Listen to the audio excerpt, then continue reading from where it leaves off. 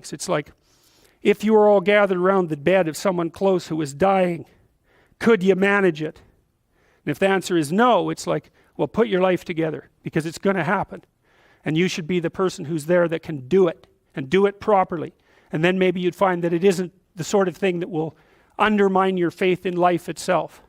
And I've seen both of those situations, you know, ugly situations, you know, murderously ugly situations. And then they're opposite, where people have had terrible things happen to them as a family, and you know, they pull together and they rebuild their damn ship and they sail away. And so that seems to me to be a lot better.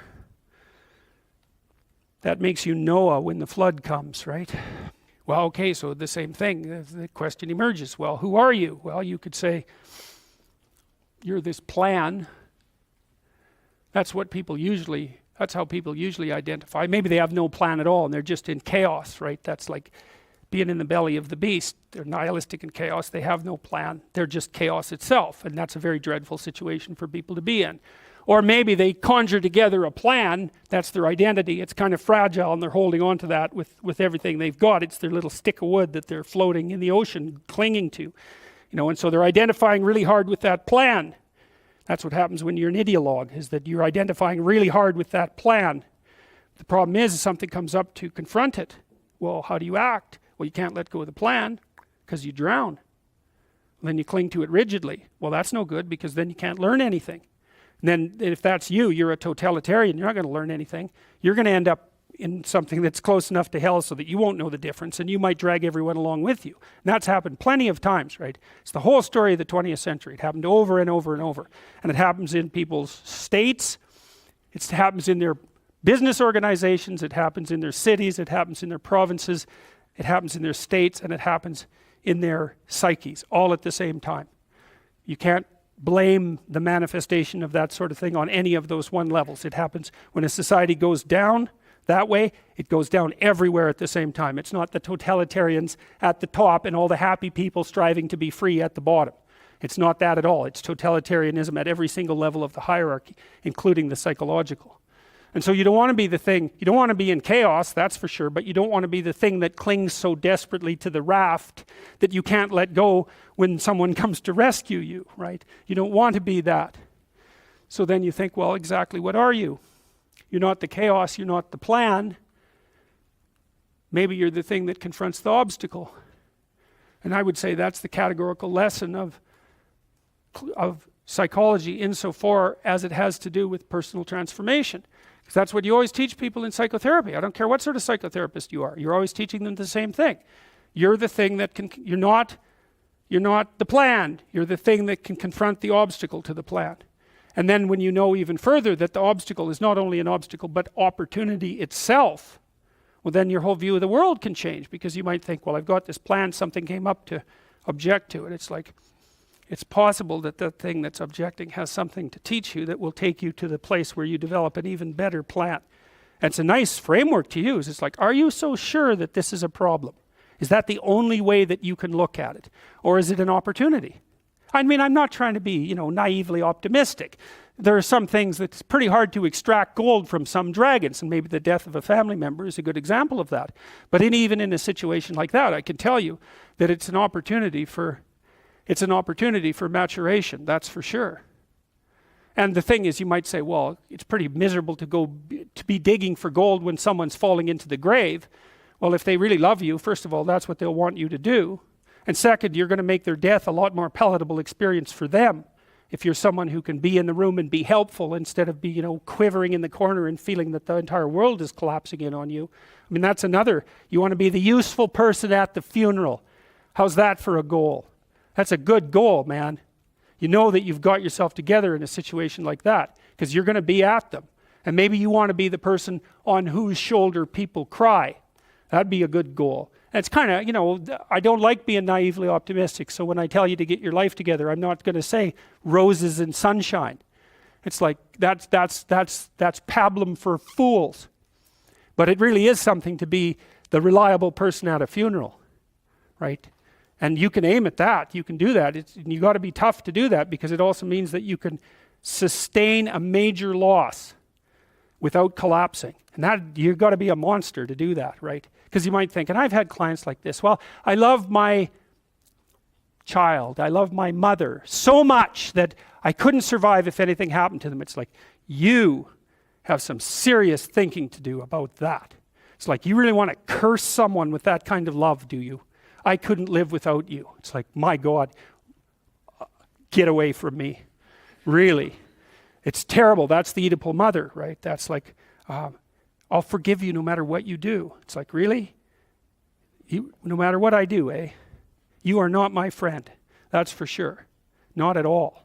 It's a horrible thing to do to someone. That's the witch in the Hansel and Gretel story. All gingerbread and outside to the lost kid.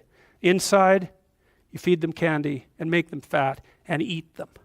Right, that's Hansel and Gretel. That's the Oedipal mother. That's one of Freud's major discoveries. It's a major discovery.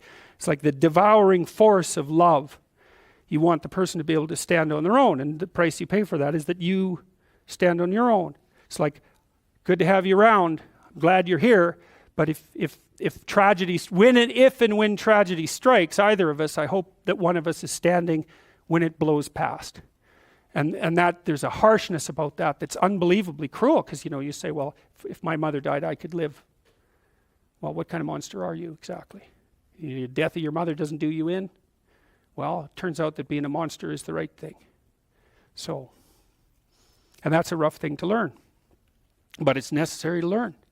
Because it also makes you, at some point, for example, as you get older, by the time you're in your mid-20s, something like that, you should start having a relationship with your parents that's approximately one of peers. And you can tell if you have that. So here's a little trick you can use. So you have parents, obviously. They have friends. You probably care what your parents think, I would imagine. Do you care what their friends think of you? And the answer to that is, well, not nearly as much. And so then I would say, well, why do you care what your parents think of you then? They're the same people. You know what I mean? It's just luck of the draw that your parents are someone else's kids' friends. They don't think the same way about them that you do. Well, that's where you see that you have a projection, right? If by the time you're 30, if what your parents think of you matters more than what, say, a random set of their friends think of you, then you've still got your parents confused with God. That's one way of looking at it. You've still got them confused with an archetype, and you're still a child. And you might think, well, it's pretty damn rude not to think about what your parents think of you anymore, not to care. It's like, yeah, it's kind of rude, but maybe you'll be useful for them when they get old. And that's a much better form of caring. It's like you're going to be independent enough and strong enough and detached enough so that when the power dynamic shifts, which it will, that you'll be the person that can carry things forward. Well, you can't do a better thing for them than that, right? That's the best of all possible outcomes for your parents.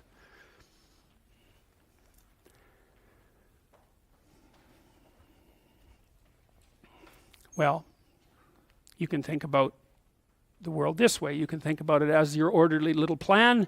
That's a place, and you can think about it as the place that things that disrupt your plan comes from. That's another place. This is a bigger place than this, because there's an endless number of things that can disrupt your plan, and only a tiny number of them that can, that will help you work it out. So part of the question then too is like, are you the friend of your plan, or are you the friend of the thing that disrupts your plan? And I would say you should work to become the friend of the thing that disrupts your plan, because there's a lot of that. And then if you become the friend of the thing that disrupts your plan, then you start to develop strength in proportion to the disruptive force. And that's really what you want. You want to be able to implement your plan, obviously, but you want to be able to take on the consequences of error and learn from it. And then you win constantly, because even if something goes sideways, you think, there's something to be derived from this. That's wisdom, fundamentally. So those are the eternal domains, right? There's the domain of order. That's a snake, by the way, and that's a domain of chaos. And that's the world. And maybe you're in the order and maybe you're in the chaos, but those can flip on you, and maybe you shouldn't be in either of those places. Maybe you should be right in the middle. And that's where you should be, as far as I can tell. And I think this is another escape from postmodern nihilism, let's say. That's actually a real place. It's not metaphysical, or maybe it is, but it's metaphysical if metaphysics is more real than physics. And you can tell when you're at that place, because that's a maximally meaningful place. And you drift in and out of it all the time in your life. And when things are really bad for you, you're not there hardly at all, right? Because everything's overwhelming you, or the things have become sterile. But if you watch your life, even over a week or two, you'll see that now and then you're there. Think, you stand up straighter, right? Because you're in the right place at the right time. You think, aha, I got the forces of chaos and order properly balanced. It's unstable and it'll fall apart on you. But you know, you can practice bringing things together continually, and then you can end up so that you're there more often than not. And then that's a meta place. It's not a place, it's a meta place. And it's a place that you can be in all places. And it's not an illusion of any sort. It's the deepest reality. Your nervous system is always orienting is always orienting you to that place, always. And that's because it's a real place. That's another way of thinking about it. Well, that's the normal world. That's the garden with the snake in it, and that's chaos. That's the chaos that arises when your plans collapse, right? That's the world and the underworld. And so the underworld's always there, and it's lurking beneath everything. It's like the figure of the shark in the Jaws poster, right?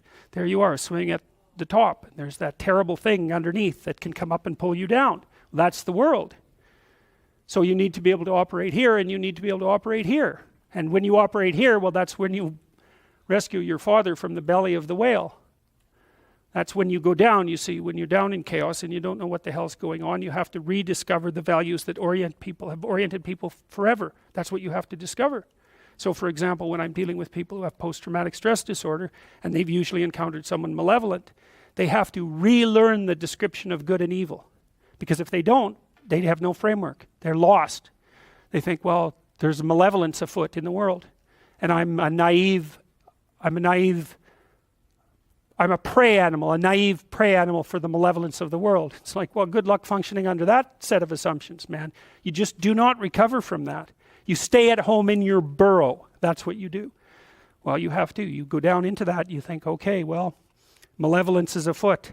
I better be the sort of person that can understand it and deal with it. And that's another reason why you have to transform yourself into a monster. That's the Jungian incorporation of the shadow. It's no bloody joke. Because the only thing that a monster won't mess with is another monster. And you might say, well, I don't want to transform myself into a monster. It's like, you don't have a choice. You can either be a pathetic monster, or you can be a monster with some power. Those are your options. There's no non-monster alternative. Weak or strong. And I don't mean strong like dominating tyrant strength. That isn't what I mean at all. I mean strength like functioning at a funeral strength. And that's a kind of monstrosity. And when you're down in chaos, that's what you have to rediscover. Well, that's partly what that means. You're lucky if you come back out. Remember, I told you the story of Jonah at the beginning of the course. It's like he had something to do and was refusing to do it. And so God pulled him down to the depths of being and threatened him with death. But worse, not just death, hell, really. Well, he decided it was better to come popping up back into the light and go do what he was supposed to do. Well, there's a reason that's the oldest story of mankind. As far back as you go into the archives of history, you find this story, right? And it's because, well, it's because not only is it because it's true, it's because it's true and everyone knows it's true, even though they don't know that they know that. This is the story too. It's the same thing. There's always a city. It's always enclosed, right? There's always people who inhabit it. There's always someone who's willing to notice that the dragon hasn't gone away. The skulls are still around. There's someone who's willing to come out of the fortress and take that on, right? And to perform the job of rescuing. That's an eternal story. Are you the city? Are you the dragon? Are you the thing that engages voluntarily in combat with what lies outside your range of safety? Because that's what that image represents. That is the monster amalgam, symbolic amalgam of all that which lies outside your realm of safety. You want to be safe? Forget that, right? That's not in the cards. You're not going to be safe. Well, then you have to be meta-safe. And that's way better, because then you're not safe, but you know how to cope with danger. Well, fine. That solves the problem. And maybe it's even a better solution, because if you're safe, then you just have to stay in your burrow. But if you can confront danger, then you can go wherever you want and you can have an adventure. And maybe that's what you need to do, is to go out and have an adventure. So you don't even want safety, because how exciting is that? Not. Dostoevsky said very clearly, let's say we made you perfectly safe. All that you had to do was eat cakes and worry yourself with the continuation of the species. What would you do? You'd smash it all down as soon as you possibly could, just so you had something interesting and challenging to do. So you don't want safety. You want to be able to cope with danger. That's a whole different thing. And this isn't, again, metaphysical. The clinical data on this is clear. When you treat someone for an anxiety disorder like agoraphobia, you do not get rid of their anxiety. You make them braver. That's way better. There's no going back. Like, once you're agoraphobic, your heart's not doing the, it's missing beats now and then. It's like death, like the crocodile that's got the clock in its stomach. Death is after you. There's no going back to naivety. You don't get to be safe ever again. Well, so what happens? You get to be stronger. Well, hey, turns out that's a better bargain anyways. So, Lynn Isbell, an evolutionary arms race between early snakes and mammals triggered the development of improved vision and large brain in primates, a radical new theory suggests. The idea proposed by Lynn Isbell, an anthropologist at the University of California, suggests that snakes and primates share a long and intimate history, one that forced both groups to evolve new strategies as each attempted to gain the upper hand. That's Hercules, right? Well, that's infinity, that symbol. And this is the snake. You cut off one head and 7 more grow. It's an infinite snake. You're never going to run out of snakes. Those are the things that object to your plans. Well, you can't get rid of the snakes, so what do? You learn how to handle them, right? That's the answer. You learn how to become a handler of snakes, both physical and metaphysical. You see the little halo around it. I think that's St. George. It might be St. Michael, but I think it's St. George. Why has he got a halo? Well, that's the sun. Well, what does that mean? It's gold too. Gold is pure. It's the pure gold sun. It's associated with consciousness. It's the pure gold sun of consciousness that can confront the terrible thing that paralyzes. And that's the same thing. That's death, right? The clock in the stomach of the crocodile. It's already got a taste of Captain Hook. Captain Hook's no St. George. That's why Peter Pan doesn't want to grow up.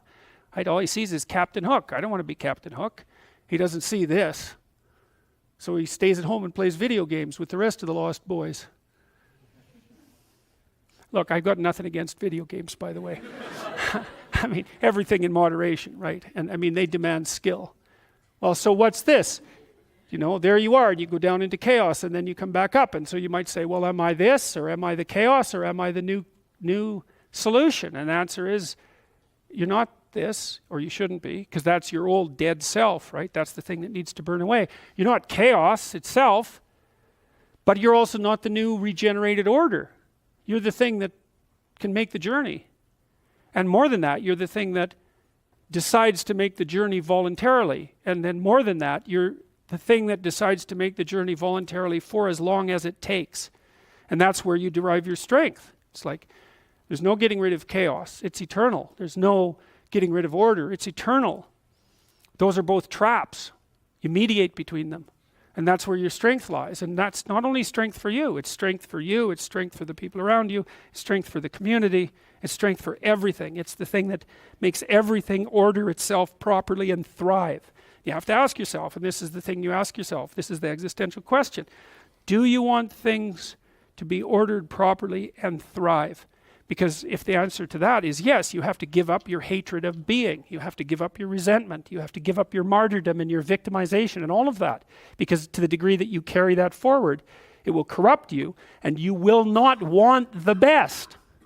Because to want the best, you have to be without hatred and rancor and resentment. Because, if I resent you for your inadequacies or even for your accomplishments, I'm not going to have a conversation with you where I'm aiming for the best. I'm going to have all sorts of motivations. I'm going to take you down somehow, especially if you're successful. That's the Cain and Abel story.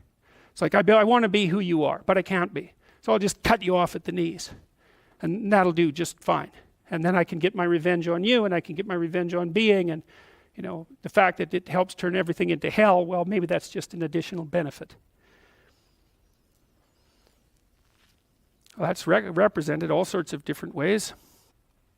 The masculine sun and the feminine moon, and that's Horus in gold, right? Horus is all speech and eyes, and that's Osiris, the god of tradition, and Isis, the queen of the underworld.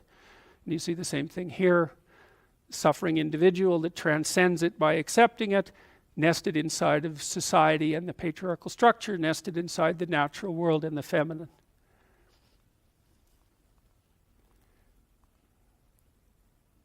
It's the same idea there.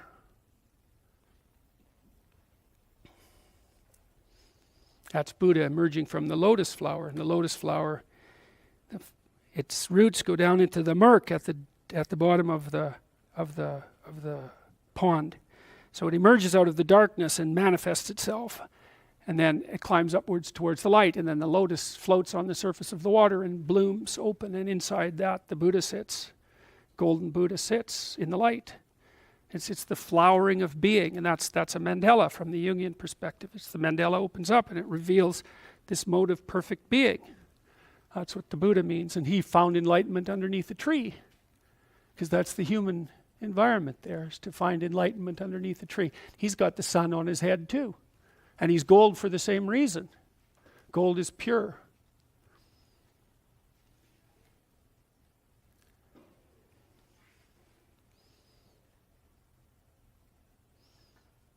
You see the same thing in Hinduism.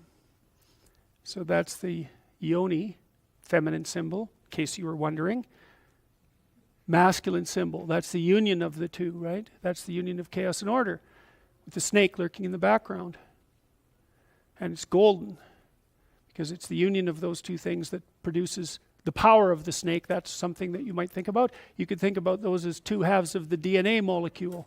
That is what they are, although I can't tell you how I know that. But it's the same idea. It's the same idea here. So what happens here is that, you see, this is a very remarkable picture. So this is Eve. Eve is handing out skulls to mankind, right? It's self-consciousness and the discovery of death. And this is Mary as the church on this side, and she's handing out these things that are the hosts. Those are pieces of Christ's body. And see, so he's put up there on this tree, the same as the skull, as an antidote. The antidote is something that you incorporate, and the thing you incorporate is the voluntary acceptance of suffering as the cure for death. That's what that picture means. People worked on that bloody picture for a long, long, long, long time. And you know, we see the picture, but we don't know what it means. But that's what it means. It means the same thing that this means. It means the same thing that this means. It means the same thing that this means. See, there's Pride Rock. This is the Scandinavian world tree. There's Pride Rock right there. There's the territory outside. See, it's a serpent, it's a snake. That's the territory outside, that's outside of the light. And that's all in a tree. How can you not read that as a history of the evolution of mankind? That's exactly what it is. That's our eternal home.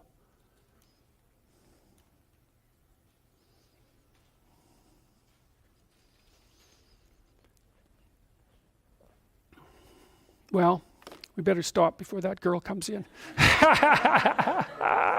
It was very nice having you all in the class, and I appreciated the warm welcome I got, especially in January, because it was a rough time in January, and so I'm glad this all worked out so well, and it was a pleasure teaching you. So good luck to you all. I mean it. Be what you can be. God, you let the world dissolve around you otherwise. That's not a good thing. You've got something that everyone needs, man, including yourself. It's like, let it out. That's where everything you want is. And it's the case for every single one of you. So, you know, hoist up your goddamn privilege and go out there and do something in the world. See ya.